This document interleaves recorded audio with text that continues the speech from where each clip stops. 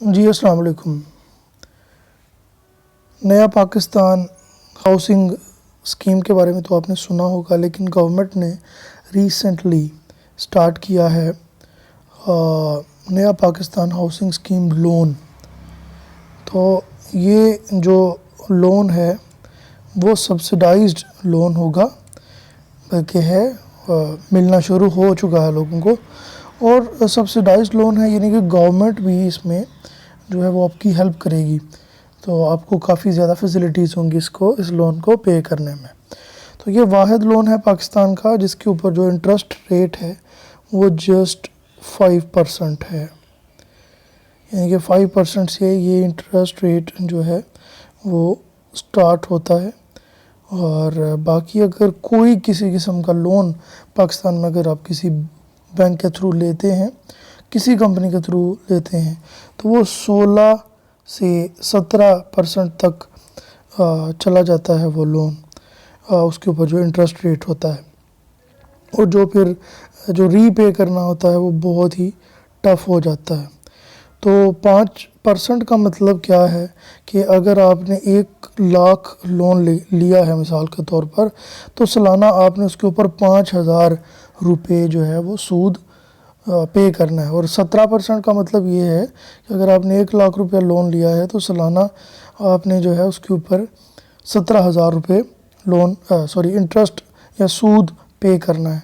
तो आप अंदाज़ा कर सकते हैं कि ये जो 5% है ये ना होने के बराबर है, कुछ भी नहीं है अगर आपको जो है वो लोन मिलता है। दूसरी ये बात है कि ये लोन है अभी 20 साल के अरसे तक के लिए, यानी कि 20 साल के अरसे में अगर आप ये जो है वो पे करना चाह रहे हैं, तो यानी कि 20 साल के अरसे तक के लिए आप ये लोन ले सकते हैं। तो आज हम इसकी ना कुछ टर्म्स एंड कंडीशंस की बात करेंगे, ताकि आपको अगर आप इसके लिए एलिजिबल ही नहीं हैं, आप नहीं ले सकते, तो आपको बैंक का चक्कर ना पड़े। तो आप जो है वो घर बैठ के जो है वो अपनी एलिजिबिलिटी क्राइटेरिया जो है वो देख लें।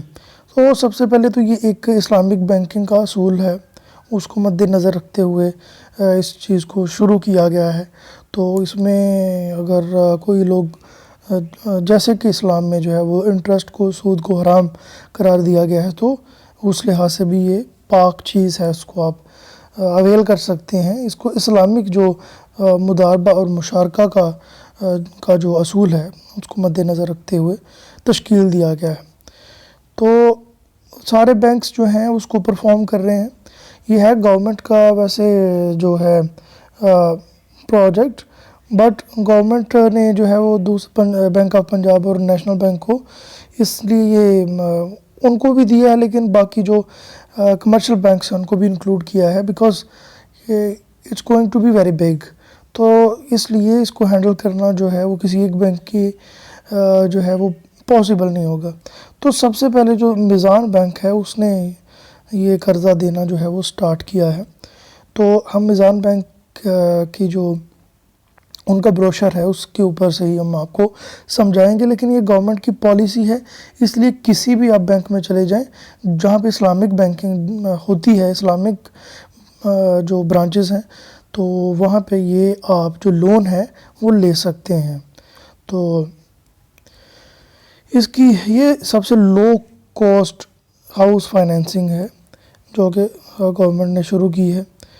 बैंकों की पहले भी हाउसिंग फाइनेंस की जो स्कीम्स होती हैं, लेकिन उस पर मैंने आपको बताया कि जो इंटरेस्ट रेट है वो बहुत ज़्यादा होता है। तो जी इसमें क्या है जी, नया पाकिस्तान हाउसिंग डेवलपिंग अथॉरिटी जो है उसके अंडर ही है ये सारा कुछ, और उसने कमर्शियल बैंक्स की हेल्प ली है। कमर्शियल बैंक्स अपनी थोड़ी बहुत फ़ीस लेंगे और ये फैसिलिटी जो है वो आवाम को प्रोवाइड करेंगे। तो सबसे पहली बात तो ये है कि आपकी जो माहाना आमदनी है वो 25,000 से ज़्यादा होनी चाहिए, और यानी कि 25,000 आपकी माहाना आमदनी हो, इससे ज़्यादा हो, और आपका जो एक्सपीरियंस है जॉब का वो 5 साल से ज़्यादा होना चाहिए। 5 साल से ज़्यादा आपको जॉब करते हो गए हों। ठीक है जी, तो ये मैं इधर लिख देता हूँ 5 साल। तो अगर तो आपका 3 साल है तो तब भी आप एलिजिबल नहीं होंगे। अगर आपका मुख्तलिफ जगहों पे 5 साल का एक्सपीरियंस है तब भी आप एलिजिबल हो जाएंगे। आपका टोटल एक्सपीरियंस 5 ईयर्स होना चाहिए। तो अगर आप गवर्नमेंट एम्प्लॉई हैं तो तब आपके लिए जो है वो ज़्यादा आसान हो जाएगा, क्योंकि उनकी गवर्नमेंट एम्प्लॉयज़ की जो सैलरी है वो एक रवानगी से, एक तसलसल के साथ उनके अकाउंट में आती है। सैलरी स्लिप्स भी उनके पास होती हैं हर मंथ की। तो अब हम बात करते हैं इसके जनाब 3 टीयर्स हैं। ये नया पाकिस्तान हाउसिंग जो अथॉरिटी है वो उन्हीं ने इसको तश्कील दिया। ये जो 3 टीयर्स हैं, तो ये 3 कैटेगरीज़ हैं, मतलब आई मीन टू से 3 कैटेगरीज़ हैं। ओके जी, तो इसमें हाउस यूनिट है जी, जो फर्स्ट कैटेगरी है उसमें 125 स्क्वायर यार्ड से तकरीबन 850 स्क्वायर फीट का घर होना चाहिए। तो आप जो है वो उसके लिए ले सकते हैं 20 साल तक के लिए कर्ज़ा। और ये जनाब 125 से स्क्वायर यार्ड से तो 850 स्क्वायर फीट इसमें इन्होंने लिखा है।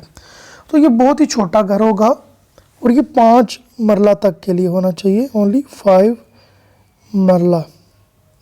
तो अमूमन 5 मरला में भी जो है वो आपका इतने स्क्वायर फीट से बढ़ जाता है। तो यानी कि 5 मरले का घर हो लेकिन उसमें भी छोटा सा घर बना हो तो इन स्क्वायर फीट से ऊपर नहीं जाना चाहिए। तो फिर आप जो है इस कर्ज़े को अवेल कर सकते हैं। तो आप देख लें कि जो आपका घर बन रहा है या जो बनाने जा रहे हैं या जो ख़रीदना है आपने, न्यूली कंस्ट्रक्टेड होम, वो 5 मरला का हो और 850 स्क्वायर फीट से कम हो उसका जो कंस्ट्रक्टेड या कवर एरिया है। तो इसमें जनाब आपको 35 लाख तक की, अच्छा नहीं, 35 लाख इसकी कीमत होनी चाहिए मकान की और 27 लाख तक आपको इसके लिए कर्ज़ा मिल सकता है। 10% जो वैल्यू होगी मकान की वो कस्टमर जो है वो पे करेगा, यानी कि आप पे करेंगे, और बाकी फाइनेंस जो है वो बैंक करेगा। तो ये क्योंकि इस्लामिक बैंकिंग है तो इसमें कहा इसी तरह से जाता है कि जो घर होगा वो उसमें उसके कुछ यूनिट्स होंगे और यानी कि उसके कुछ शेयर्स बनाए जाते हैं इस्लामिक बैंकिंग में, और कुछ जो हैं वो कस्टमर के नाम होते हैं, यानी कि 10% आपने उसका पे कर दिया और बाकी 90% अगर आपने पे नहीं किया तो वो 90% जो है वो बैंक का होगा।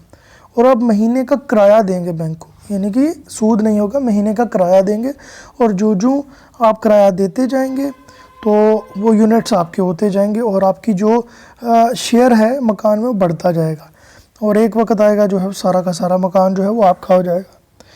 तो इसमें जो ये 5 मरले वाला है जी, इसमें फ़ायदा ये है कि 5% ब्याज है या इंटरेस्ट रेट, जस्ट 5% पहले 5 साल के लिए, और अगले 5 साल के लिए 7% है। लेकिन जिस तरह से महंगाई बढ़ती है 5% और 7% कुछ भी नहीं बनता, ये महंगाई तो इससे भी शायद बढ़ जाएगी। तो 5% और 7% मेरे ख्याल में नो प्रॉफिट नो लॉस की बेसिस पे है।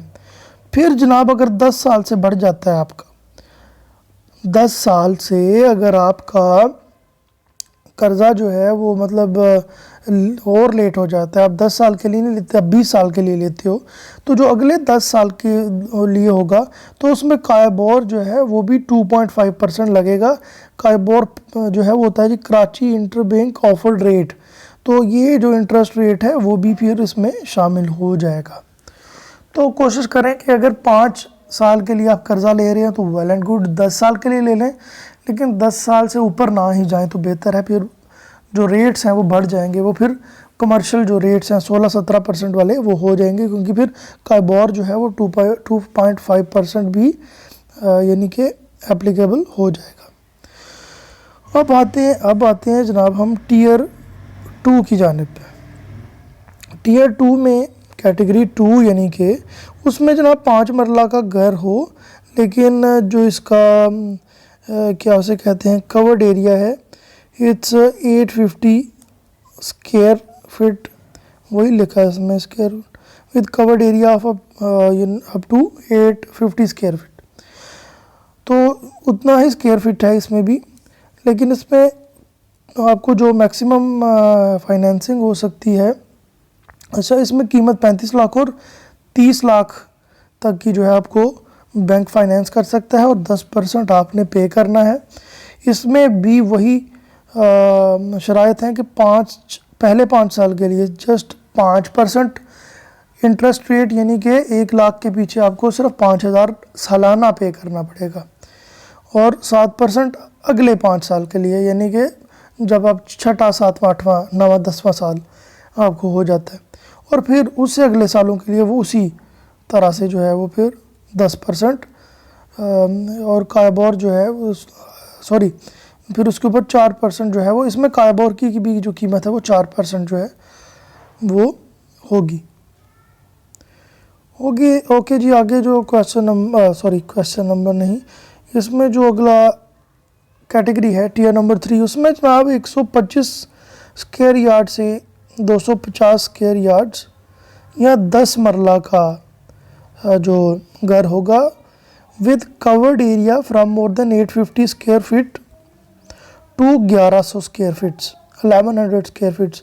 तो 1100 स्क्वायर फीट होना 10 मरला में बहुत ही छोटा मकान है। 10 मरला में तो लाहौर शहर में अगर आप फुली कवर करके घर बनाते हैं तो तकरीबन 2000 स्क्वायर फीट से तो ऊपर बनता है।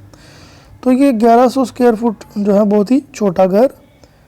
तो इसमें आपको जो इसकी कीमत कितनी होनी चाहिए प्रॉपर्टी की, वो 60 लाख। तो कितना आपको देगी बैंक, आपको कितना देगा फाइनेंस करने के लिए, वो 50 लाख तक आपको दे देगा, और उसमें 15% जो है वो आपने पे करना है। 15% आपकी ज़िम्मेदारी होगी। तो इसमें जनाब क्योंकि ये अब घर बड़ा है, फाइनेंस ज़्यादा है, तो सूद जो है वो 7% होगा पहले 5 साल के लिए, और अगले 5 साल के लिए 9%, और फिर 4% कायबोर अगर आप 20 साल तक का लेते हैं। 11-12 अगले जो साल हैं 10 साल के बाद कायबोर जो है वो 4% लगेगा, यानी कि फिर बहुत ज़्यादा इंटरेस्ट रेट हो जाएगा, फिर बहुत महंगा कर्जा हो जाएगा। अगर 10 साल से भी आप एक्सीड करते हैं तो 10 साल तक का कोशिश करें अगर लें, और कोशिश करेंगे कि आप 5 मरला का घर बना रहे हैं तो, लेकिन उसमें भी आप स्क्वायर फीट जो है उनका ध्यान रख के आप अपना जो है वो आर्किटेक्ट वगैरह जो है वो बनाए आर्किटेक्चर, तो फिर जो है वो आप इससे जो है वो फ़ायदा उठा सकते हैं। तो कोशिश करें 10 साल के लिए कर्जा लें। तो जी अगला जो बेसिक एलिजिबिलिटी क्राइटेरिया मैंने आपको पहले भी बताया, लेकिन हर पाकिस्तानी इसमें अप्लाई कर सकता है। फर्स्ट टाइम होम ओनर होना चाहिए जी, फर्स्ट टाइम होम ओनर, पहले उसके नाम कोई घर नहीं होना चाहिए, फर्स्ट टाइम होम ओनर होना चाहिए, ये भी आप याद रखिएगा। An individual can have subsidised housing finance facility under this scheme only once. तो ये फिर मैं आपको बताऊँ, ये सब्सिडाइज्ड है, गवर्नमेंट भी इसमें आपके लिए पे करेगी। तो ये सिर्फ एक दफ़ा ये फैसिलिटी जो है वो ली जा सकती है, बार बार नहीं आप बना सकते घर इस फैसिलिटी को लेके। Only for construction and first purchase of newly constructed affordable housing units. तो या तो कंस्ट्रक्शन के लिए या नए जो बने हुए मकान हैं उनकी ख़रीदारी के लिए। तो ये जनाब नया पाकिस्तान जो हाउसिंग डेवलपमेंट अथॉरिटी है, ये उन्हीं के देख रेख में है सारा। तो एक जो चीज़ इसमें बड़ी अजीब बात है वो ये है कि इसमें कोई इंश्योरेंस की जो है वो नहीं है सिक्योरिटी। इंश्योरेंस की सिक्योरिटी ना होने की वजह से ज़ाहिरी बात है फिर आपको पैसे भी कम पे करने पड़ेंगे, सिर्फ वही आपने इंटरेस्ट रेट पे करना है 5,000 1 लाख के पीछे।